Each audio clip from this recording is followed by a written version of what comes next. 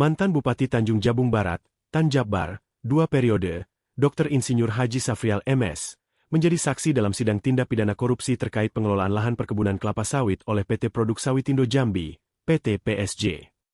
Sidang yang digelar pada Senin, 2 Juni 2025 di Pengadilan Tindak Pidana Korupsi, Tipikor, Jambi ini mengungkap bahwa PT PSG diduga menanam sawit di atas kawasan hutan produksi tanpa izin yang sah, menyebabkan kerugian negara yang sangat besar. Bersama Safrial, 2 mantan Kepala Dinas Perkebunan Kabupaten Tan Jabbar, yakni Melambangun dan Dadang, turut hadir sebagai saksi. Dalam sidang tersebut, Jaksa Penuntut Umum membeberkan bahwa PT PSG telah melakukan kegiatan perkebunan kelapa sawit sejak 2007 tanpa mengantongi izin pelepasan kawasan hutan, HPK. Keputusan Bupati Tan Jabbar nomor 42 tahun 2005 tentang pemberian izin lokasi kepada PT PSG disebut menjadi dasar awal kegiatan ilegal tersebut. Audit dari Badan Pengawasan Keuangan dan Pembangunan, BPKP, menunjukkan bahwa tindakan tersebut merugikan keuangan negara sebesar 93,3 miliar rupiah dan 2,2 juta dolar Amerika, atau setara total lebih dari 126 miliar rupiah.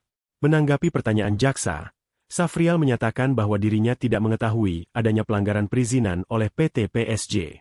Ia mengaku hanya menerbitkan izin lokasi di atas lahan yang saat itu tidak tergarap, dan menyatakan bahwa segala proses verifikasi teknis dilakukan oleh Sekretaris Daerah serta Organisasi Perangkat Daerah, OPD, terkait.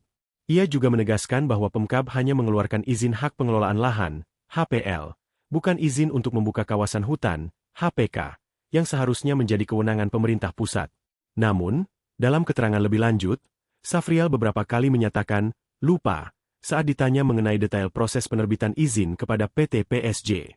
Ia juga mengelak saat ditanya, apakah mengetahui bahwa sebagian besar dari lahan yang diberikan kepada perusahaan tersebut berada di kawasan hutan produksi.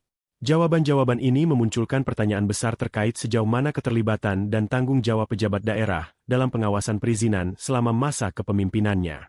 Kasus ini menjadi gambaran jelas lemahnya pengawasan tata kelola sumber daya alam di daerah, terutama menyangkut pemberian izin perkebunan di atas lahan yang memiliki status hukum hutan lindung atau produksi.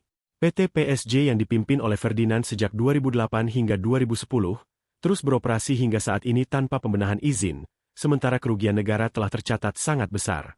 Hal ini menimbulkan sorotan tajam terhadap aparat pemerintah daerah yang berwenang dalam pemberian izin awal.